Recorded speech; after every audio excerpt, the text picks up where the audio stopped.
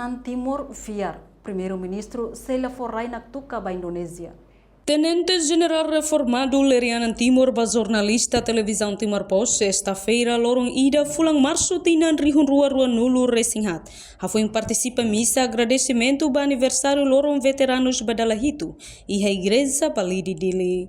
Leridehan, uluk bem hira Timor-Leste hasoro situação mais pior de lá fo ona Timor ba Indonésia, enquanto agora Timor-Leste em ukunan no sai ona nação soberano ida, nebela fácil atu entrega rainak tuka ba Indonésia ne liman. Portanto, tuirlere, primeiro-ministro Kairala Sanana Guzmão hakarak halo consolidação no estabilidade e a fronteira. Kita berdemokrasia ini betul-betul kuliah nih. Mas barang jadi intelektuais, jovens, yang katakan Sanana, Fona, Italiana mais para Indonésia. Há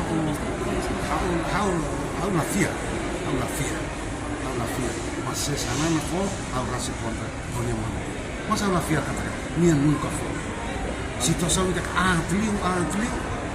La foto Timor ba Indonésia, os aprita ku ama Sanana for vale rai sorry bati Indonésia ni depois mau Sanana ini declaração ini esclarecimento momos Sanana ini akan kali reconciliação estabilidade e a rai